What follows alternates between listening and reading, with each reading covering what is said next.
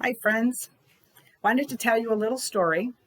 I'm hoping will help to inspire you to go where you need to go, where you need to be in order to heal. And understanding what the word heal means comes from health, actually. And it is about actually bringing yourself into balance with where you are right now. So it does not matter if you are generally very healthy or if you actually have a serious disease like cancer or something with a terrible prognosis. It doesn't matter. Healing can happen anywhere. Healing and curing are totally different things. Uh, I don't do curing. Doctors are the only people who can claim to cure anything. All I'm doing is bringing you into a balance for where you are. And so that changes all the time. Thus, my story. I started out my healing journey in 1972 when I graduated from nursing school because I thought that's how people healed. Time went on. I had various jobs across the country. I really enjoyed what I was doing. I felt very rewarded by it.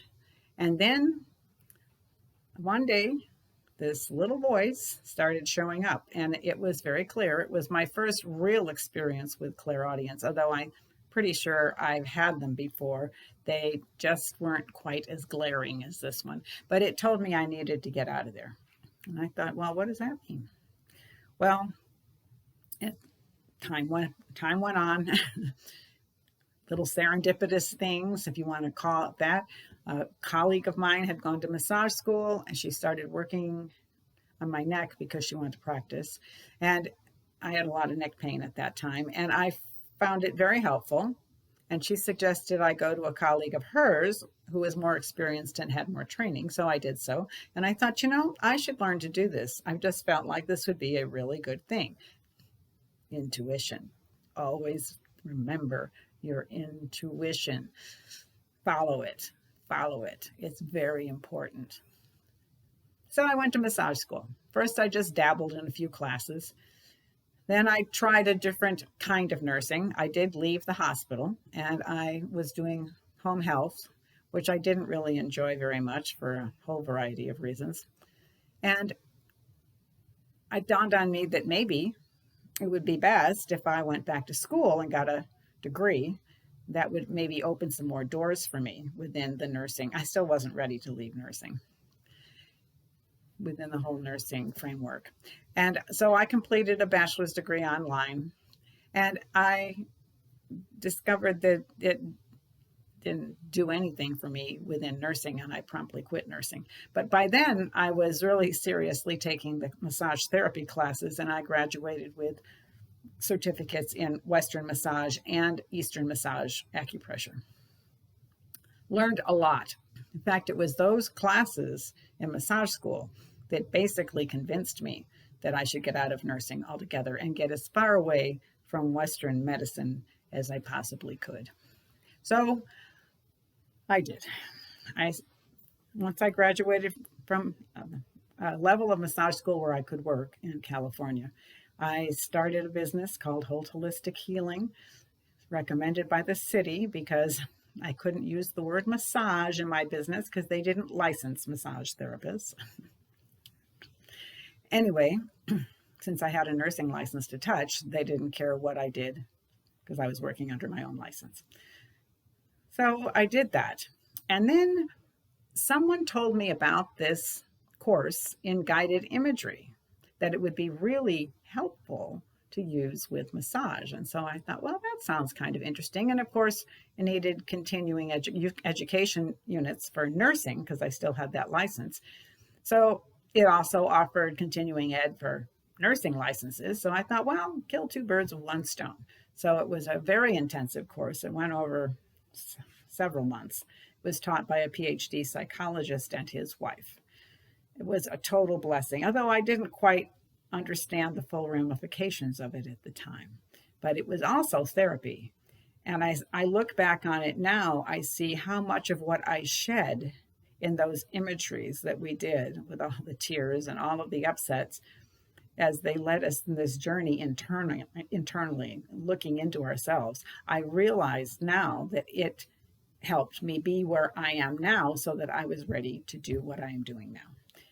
This is how life goes, folks. This is how intuition takes you here, there, and everywhere. And it's important to follow your intuition. Did I say that before? I'll probably say it again because it's really, really important. That said, finished the guided imagery class, didn't do a lot with it. I didn't quite understand how and when to use the imageries. I didn't quite understand how to get into it. That part hadn't clicked yet. Okay, doing massage, I'm doing a lot of deep tissue, doing a lot of deep healing work, and taking a lot of classes in massage, all different kinds of techniques. I took cranial sacral, I took all kinds of stuff. And it's all very useful, all very helpful. I still use some cranial sacral in my work because it's so gentle. And then in 2020, just before the pandemic, actually, I started to notice that when I got a massage from this lady I'd been going to for a long time, and she's very good. This is nothing about her techniques or anything about her. She is a wonderful person. But I started realizing that for 3 days after massage, I'd be sore. In fact, it got to the point where I'd be so sore when I got off her table, I could barely walk. And I thought, now, this is a resistance within me. It has nothing to do with her. This is a resistance within me that's telling me something. So follow my intuition again. Here we go, down the other rabbit hole. And I said, I don't think I'm supposed to be doing this kind of massage anymore. I don't think I'm supposed to be doing massage at all. I think that I am supposed to be doing more healing work, helping to bring the person into balance with where they are right now. That means that we don't get into disease, we get into balance. Because the word disease is really dis-ease, right? So, of course, things happen when you're in balance, which are out of my control because that comes from a much higher authority, right? So then 2021 comes along. I'm talking to a friend of mine who's also a Benedictine nun, wonderful woman. And she's reminding me about the Silva method. And she is telling me all these things that she was able to gain. And one thing I was looking for was to sharpen my intuition. And she said, the whole Silva method is all about sharpening your intuition. I'm like, well, so I took the course this year in March and April, and then I promptly took it again in September, October, because I figured it goes so fast and you're in meditation so much. I figured I must have missed something. So because you can take it for free, they call it re-auditing for a period of time, I decided to go ahead and do that. I just took the class again, and I just can't tell you how I had no idea I could do remote viewing. I can, and it's amazing, and you can too. We all can do it. We all have access to that 0 point field where all information is accessed. It's just a matter, you need a method, and the Silva method did that for me. The Silva method took me into that place, that 0 point field. So I am now using imagery. The Silva method is part of how I help people get into their spot. I just use the countdown. I'm not a Silva instructor. I'm not going to teach anybody how to do the Silva technique. I am recommending it. I think that if you have the opportunity to take it live, you should. The second best option is to take it on video. There are very few instructors left in the United States. There's a man on the East Coast by the name of Ken Kosha who still teaches the Silva method. There are other things. Other things under the umbrella of Silva method. One is Mind Valley, and that is not the Silva technique. That Jose would be turning over in his grave if he knew that the family had let. Anyway, nevertheless, Also the ultramind, most people who take the ultramind wind up taking the entire Silva method, so don't waste your money. The ultramind leaves out the first day. And why would you do that? Because the first day is where they open you up to your belief in what you're going to be doing on the second weekend. You got to do both. You can't do just one. You're not ready for the second weekend without the first weekend. I don't know quite why that came to be, but it did. So what I recommend personally is that you find a qualified instructor there. If you're in Arizona, like I am, there's a Institute for Creative Solutions down in Casa Grande near Tucson. And if you're not on the West Coast, then the East Coast is Kenkosha. There may be, I think there's someone else in Florida as well. But, do your research. I highly recommend it.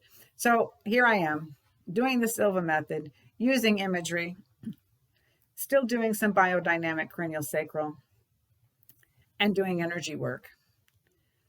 I love my essential oils because with the emotion release aspect of what I do, essential oils work on the limbic system of the brain, and they really assist in the process. So they are also a very helpful tool for me. I think that all of this has been an amazing journey. I can't believe I'm almost into my 7th decade.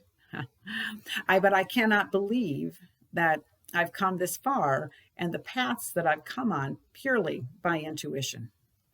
So if you're feeling out of sorts, if you're feeling like you're not in the right place, but you don't know how to get to the right place, you're not happy, you don't have what you want, you don't have what you need, all of that are signs that you need some assistance. I'm happy to help with that.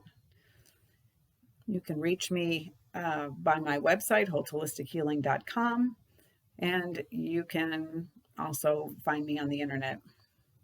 I am on Facebook as well, Holt Holistic Healing. So I hope this message finds you well. I hope it finds you happy. And above all, I want you to be free of suffering. There is no reason to suffer. Suffering is an option. It is not a requirement for living in this world. If you want to learn more, follow me here or contact me. Thank you. Have a great day.